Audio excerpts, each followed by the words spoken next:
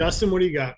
Well, for me, I actually do work on the automation part of it. So this is one of the things that is kind of a necessity because I felt like we were running into issues where sometimes, like, because we also do Facebook ads. I don't know if you guys are doing a lot of Facebook, but that's notorious for having the leads suck conversation. And sometimes the leads actually do suck, and there's some percentage that will always suck.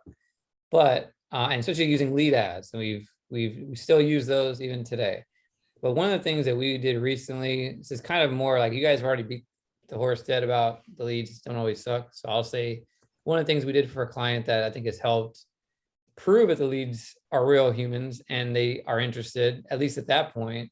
So we're running some Facebook lead ads for a person, a client.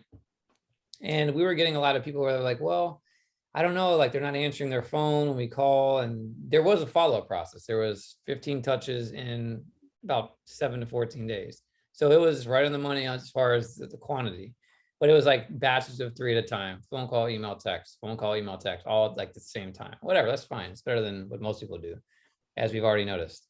So what I do is like, all right, well, we're using our automation system here. All of our leads come through it, our phone calls, our web forms and everything, and the lead ads. So what I do is I set up an automation when a lead comes in, they fill out a form, they're a lead ad, and it's not like in the middle of the night, which I probably should do in the middle of the night if they fill out a form. But anyway, we'll text them back and we'll say, hey, this is like the client name from client company. Thanks for reaching out about our special. And then we'll have a secondary text. We'll use 2 texts. It's like from a real person. We'll say, hey, I'll give you a call back as soon as I can from this number, right? There's 2 reasons for it. One is the other problem with leads sucking is that they don't answer the phone. Well, they don't answer the phone because they don't know who the heck you are calling them. So here we're telling them, this is who we are. We're going to call you from this number, right? So you recognize it. Maybe just remember the last 4 digits or whatever. That's how I do it. And then a lot of times we'll get a response. Believe it or not, this is a real human being that actually responds. It says, oh, cool. Or, hey, I'm working until 5. Or, hey, call me next week. Or, hey, can you just tell me how much it costs? Like that tells me right now, this is a real human being who actually asked a question. So at that point, if that lead sucks, come on now, like it doesn't suck. Obviously, they wouldn't have asked the question. And of course, they have the opportunity to answer right there in the chat and in the system or whatever. And it's not unique to anything we're doing. It's just common sense, right? If somebody responds, you respond back to them. So I feel like there's also the conversation of like, yes, the leads can suck sometimes and some percentage will, but there's also, what can you do to help? Number one, like really know like the hot leads. If we're gonna have 100 leads come in, and yes, there's a percentage that suck. Well, how can we identify the better percentage at that point? Well, let's do something like this. Let's automatically respond to them or get them quickly and be able to filter out who those sucky leads are with really no human intervention. All we're doing is sending an automated text message to them right after they fill out a form to help kind of warm them up, right? Because the other part is, depending on your niche, if you're in a niche that people are going to be on Google searching for, let's say, like I just got my garage door fixed on Monday because it broke right on my way out the door walking the dog. And now I'm coming back in and the damn garage won't open. So I use it like a front door. And I'm like, okay, like opens up 2 inches and stops. I'm like, well, that ain't good. I don't have a key or nothing. So I had to like time it, hit it, lift it up, and the spring broke. And I was calling garage door repair companies. And I got to the second one, he didn't answer. And I said to myself, this is why they need people like me. It's exactly what I said to myself. But before, as soon as I got done hanging up, he called me back from a different number and they were like on point. I was ready to move on to the next person on the list. I wasn't waiting around for him to get back to me. I wasn't leaving a message.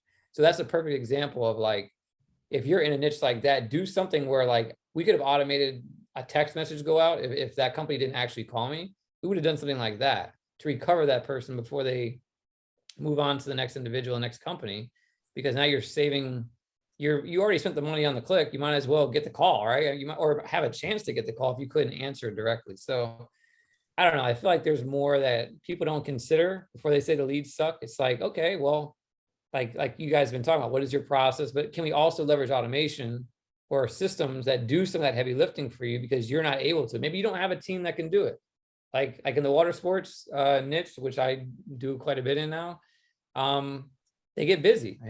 When it's 12 o'clock noon on the weekend, people are calling back to back. Have a system in place where they can text you, where you can automatically respond, or you can, get back to them right away and not have to depend on a human to do it. because they go to lunch, they go to the bathroom, they're on another phone call. Like they're not superhuman. And if you want to hire 2 of them, now you're just spending money on an extra person that you don't really need all the time. You just need them for the peak times, right? Not to mention they're hard to find and they want more money and they don't even deserve it most of the time. So you got that whole issue. So why not take automation and put some simple stuff together to leverage that time? And with our economy the way it's going, that's probably be a lot more important, because you could spend a few bucks on a system like that and not have to hire a person, right? And it'll work way more consistently. It'll say exactly what you want to say every single time. It will answer every single time, and you'll help recover, or at least get to the bottom of more of those leads a little bit faster and hopefully convert more. So long answer. What automations are you using? What software? And then what percentage of your clients are you actually installing this automation in? Yeah, so we're using our version of High Level. We have a bunch of like snapshots and things that we kind of tested over time and worked out. So we're using that. The types of things we're doing are, again, if somebody misses a phone call, we want to automatically text them back. Somebody fills out a form right away, and this depends on the client, depends on, do they have somebody that's ready to answer these phone calls and it's going to manually call them back? We'll still probably do a text anyway. We'll just say, look, if you miss a call or a message comes in, our system doesn't respond in like within 5 to 10 seconds. So just realize that if they wonder, oh, I got a text from you. Yeah, don't worry. I just texted you. I just called you, whatever. We'll do it for any kind of like social media. If we're using any kind of Facebook ads, even if we're not using Facebook ads, and they still have a Facebook page that gets messages from people, we'll still put that there. For Google My Business Chat, same sort of a thing. And then there's of course a review building, right? So like depending on at what level the client uses it, for the tour operators and for the water sports guys, we're pulling in their bookings from like Fair Harbor is a big booking engine that we pull from. So I know the day that they're going out on their trip. I know when it's over. So we send the message out the next day. So that's an automation. It's not for converting leads necessarily. It's for getting reviews, but it's the same sort of a thing. And pretty much for every client that we have taken on in the last year, if it's not, a client where it doesn't make sense, we're going to at least put the basics like that in place. You know what I mean? And now we're moving further down the line for more of like a nurture thing, like with the email and stuff, which I know we're going to talk about, but that's something that I'm working on, is like, how do we plan out the next 12 months of touch points? Even if it's not maybe like salesy, it's just being a human. Hey, it's Thanksgiving, man. We're thankful to have you as a customer. Hope to see you come back this year. Like something simple. It doesn't have to be difficult. It just has to be done. That's the way I see it.